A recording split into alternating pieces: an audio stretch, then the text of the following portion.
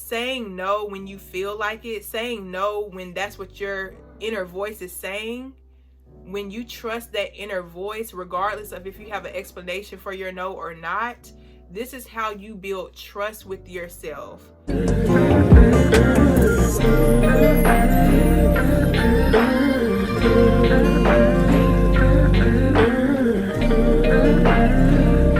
Hey everyone, welcome back to my channel. I am so thankful y'all are here. I pray you can find home here, and if so, welcome.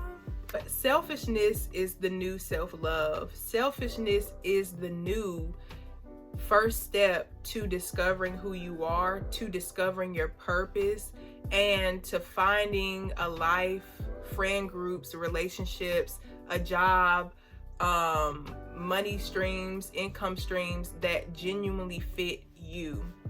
When we hear the word selfishness, we think it's such a bad thing. We think being selfish means being manipulative or lying to people or doing things that hurt others for our benefit. I think a lot of people are scared to step into their selfish era, the they're all about me era, because all we've seen our entire lives is a narcissistic version of choosing self, a very manipulative and deceptive and hurtful version of people choosing themselves with little to no regard for other people. Understand that becoming selfish is literally life or death. Maybe not physically, but spiritually, mentally, psychologically, financially. Becoming selfish is life or death for you and the purpose that you are here to serve, even if your purpose is simply being happy with the life that you've built by becoming more selfish. And so again, because we only have this very narcissistic version of selfishness, I think a lot of people don't want to choose themselves because it automatically makes them feel like that's narcissistic or that's a bad thing. I'm a bad, shameful person if I choose myself. They'll probably be shamed by their family or shamed by the people around them once they choose themselves, because I've talked about this in other videos, but once you start people pleasing, which a lot of times we learn it from a very early age, once you become a people pleaser, that behavior doesn't just go away. You continue to people please because that's really all you know until you seek help or until somebody comes into your life that can tell you better, that can show you better. So because a majority of us have grown up in narcissistic environments, let's dive into narcissistic energy and the purpose that it serves. So narcissistic energy is very selfish in the most cunning, manipulative ways. So while you're suffering, they may use this as a chance to siphon your energy. That's narcissistic energy. Narcissistic energy uses insecurity, uses shame, uses negative energy to control, to satisfy the ego, to to distract itself from its own insecurities, from its own pains, from itself. That's narcissistic energy. Narcissistic energy chooses itself over everything, no matter the situation, unless choosing others can make it look good, which is also feeding into ego. So that's narcissistic energy. Narcissism and selfishness, while they can go hand in hand, selfishness itself is not only a narcissistic trait. Selfishness simply means to think of oneself, to prioritize oneself. As a whole, we have to have a healthy balance of both selfishness and selflessness. We don't want to be too narcissistic, but at the same time, we don't want to be too much of an empath. We don't want to always think about what everybody else needs before we think of ourselves. We don't always want to be so quick to fill up everybody else's cup. Ooh, excuse me, y'all. Before our cup is full. So this is why learning how to have a healthy self-esteem, learning how to love yourself, learning how to see value not only in who you are as a being, but also your actions, your decisions, your values, learning how to see the importance of you embodying yourself is so important, because when you don't have identity, when you don't have a purpose, and you don't know yourself, and you don't see yourself as valuable, you're more than likely going to fall into either a narcissistic version of selfishness, or you're going to become that doormat. You're going to become that people pleaser, that overly empathetic person who can never prioritize themselves, and now they feel resentful, now they feel bitter, but they still can't stop themselves from showing up for other people over themselves. This is a season of learning how to be selfish in a healthy way, learning how to listen to your feelings. A lot of times, if we don't have this drawn out explanation of why we can't go, or why we don't want to talk on the phone, then we feel like we have to give in. We feel like we have to have an emergency to ask for help. We feel like we have to have this long, busy, drawn out schedule in order to say no to going to that party, or no to going to that family event that you don't want to go to. Did you know you have permission to say no because you just don't want to? People will try to make you feel like you're selfish. People will try to make you feel like, but you ain't got nothing going on anyway. You don't have nothing on your schedule anyway. I don't. Matter of fact, I'm saying no so that I can sleep in. Matter of fact, I'm saying no so that I can go get my nails done. Matter of fact, I'm saying no and I'm not doing anything at all. I'm staring at my wall, my white wall in my room. I said no just to stare at my wall. Y'all have to learn how to harness this energy. When you're going from people pleaser to self-assured, people pleaser to having that autonomy and that independence over yourself, at first it's going to feel like you're saying no to everything. You're going to start to feel like, dang, I'm kind of, you know what I'm saying? I'm getting kind of distant. Or am I being a narcissist? Am I being selfish in the wrong ways?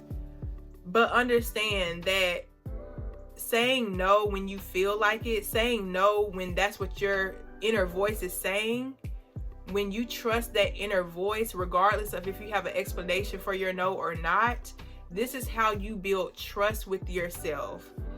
You want to start building trust with yourself that I can make good decisions for myself. I can make healthy, positive decisions for myself. I can give myself the reassurance that I need. If all else fails, I know that I have my back. If everything around me goes to hell, I know that I tried my best. I know that I said what needed to be said, or I didn't say nothing at all because I didn't feel like it.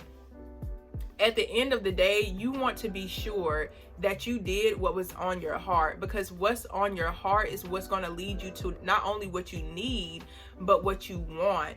It's going to lead you to a life that's more authentic to you, because you're actually in tune with the intuition that God has given you, the universe has given you, Jesus, Yahweh, Mother Earth, Father God, whatever you praise. I don't even care if you say yourself. Whatever you believe in, you have to believe that there is a power unknown to you or known. There is a power greater than our conscious mind. So what we see, touch, hear, smell, all that, there's a power greater than all those things that's constantly leading us, that's constantly guiding us to what we deeply desire. So not only do we have to trust our own inner voice, our own inner guidance, but we also have to trust that other people outside of us will do what's best for them, because they're the adults in their life. We have to trust that we don't always have to be so in control of guiding and monitoring other people's emotions. So worried about if I disappoint, if I make somebody mad, if I say no, what will they think of me? They'll think I'm selfish. They'll think I'm full of myself. They'll think I'm, let them think. That's what we have brains for. That's what you have a brain for, to think. I love thinking. I overthink a lot, but you know, let them think what they want. Thinking is not going to hurt you. And if you're dependent on somebody, so if you're dependent on your parents, dependent on a husband or a spouse, dependent on a job, whatever it is, and you're afraid that you stepping into your authenticity will in some way disturb the dependence that you have on that person or with that person, then that's not somebody that you want in your life. And as you step into a more fulfilling life, you won't want them there anyway. They'll constantly be a blockage. They'll constantly be in the way of you reaching your fullest potential. I don't care if it's your mom, your job, your boss, your sister, your boyfriend, your girlfriend, your wife. I don't care who, your kids. I don't care who it is. Anybody that's stepping in the way of you fulfilling your greatest potential is somebody that you don't want to have in your life. People will look at you and judge you however they want to. But again, let them think. You stepping into your fullest purpose is not only for you, it's for all the people that you'll be able to help when you're at your fullest potential. It's for the people that will benefit directly from you as you learn to trust yourself, as you become more confident in trusting yourself and trusting the higher powers that be. You'll help so many more people when you're full of yourself than you will sitting at the bottom asking for crumbs, kneeling down and cleaning everybody's shoes, and they ain't even ask you to do that. People pleasing and trying to get in front, get ahead of anybody possibly being mad at you or possibly not liking you, because you're so afraid of being rejected. You're so afraid of, oh my God, what if they don't like me? What if they aren't attracted to me? What if they talk about me behind my back? What next? What then? So they talked about you. What? It hurts. Okay. It doesn't feel good to be talked about. That's true. You can create a life outside of that. You can create a life outside of people who are obviously rejecting you. Did you know that? Did you know that the more somebody is rejecting you, the more somebody is showing you that they don't like you, they don't want you in their lives, they don't see you as valuable, whatever it is, the more somebody is rejecting you, the more space they're giving you to find people who do love you. Not who could possibly love you. No. The more space somebody gives you by rejecting you or hurting you, the more space you have to find people who will love you, who will support you, who will see you for who you are. But first, you have to be a little selfish. If relationships fall apart because you're choosing yourself, you're trying something new by loving on yourself, that's not a relationship that would have helped you actualize any of your goals, any of your potential. And so, knowing this, we also have to face the reality that sometimes we'll be the roadblock in other people's lives that won't allow them to realize their fullest potential too. When a relationship isn't working out and y'all feel that tension and deep down y'all both know this relationship isn't healthy, it is not your job to cling on tighter.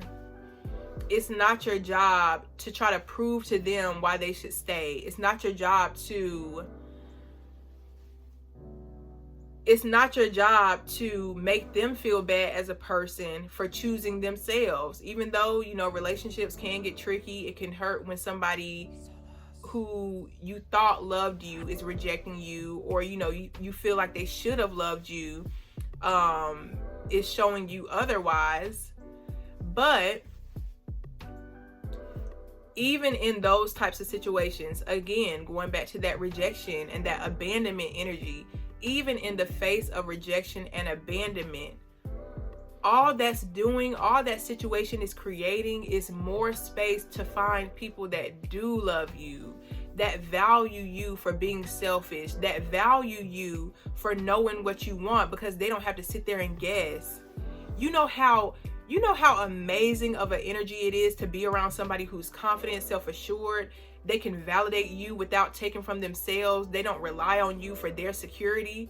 You know how good it feels to be around a person like that? They pour into your cup by just existing. They fill you up. They bring a light into your life by just being who they are. And a lot of people think that people pleasing is the way that they'll stay in people's lives. They think people pleasing is the reason people like them, when in reality, that's just a drain. You're going to create relationships that are more out of pity than anything. When you're in people pleaser energy, you're more likely to create relationships out of desperation, out of pity, and out of settling than you are to create healthy, whole relationships with two people who love themselves, who stand on their boundaries, who trust each other and themselves, who both have a sense of fulfillment and don't have to rely so much on each other to the point where it becomes draining in a relationship. Any relationship where there's a people pleaser, typically one or both people are being completely drained. Any relationship with a people pleaser, more than likely the other person is a narcissist, because it's a power imbalance. If you don't know who you are, if you aren't confident and assured about who you are, trust and believe that there's somebody out there who will tell you who you are, who will try to control who you are, because you aren't taking the reins. You aren't at the wheel of your life. You aren't claiming and walking in who you are. So you're going to look for somebody externally to validate who you are because you don't know.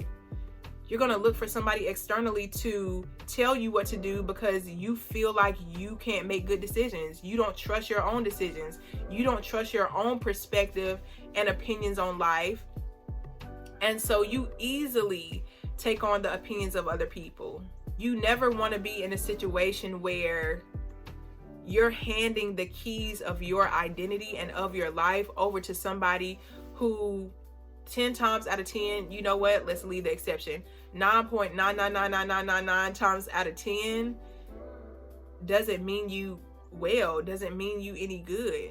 But most of the time, a person who doesn't know themselves, a person who's scared to be selfish and scared to say no, that person will meet somebody who loves saying no, who loves telling other people what to do, who loves knowing that the person they're with will give them full control of their lives.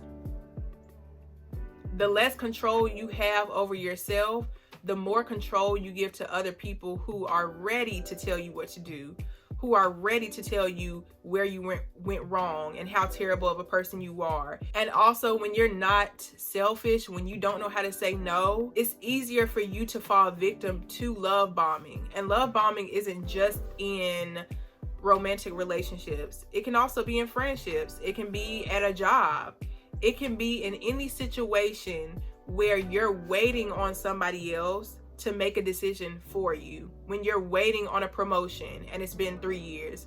When you're waiting on marriage and it's been 10.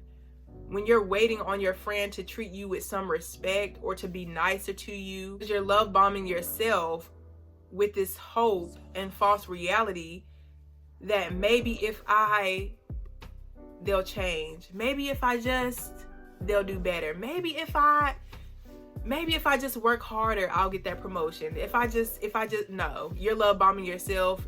You're delusional, and not in a good way. Because there is a good way to be delusional, but not in that way.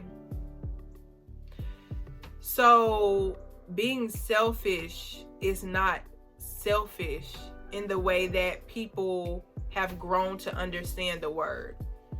I think we've correlated selfish with narcissistic, and that's just not the case. Being selfish is vital. Again, it's life or death for your soul, for your happiness in this reality. The cost of choosing yourself, the cost of that is losing grip of everybody else's validation that you may have gotten previously. The cost of that is people looking at you and thinking that you're better. It's the cost of people projecting onto you every negative thing they feel within themselves, because looking at it within themselves is too much. It's too much for them. It's too much for their ego.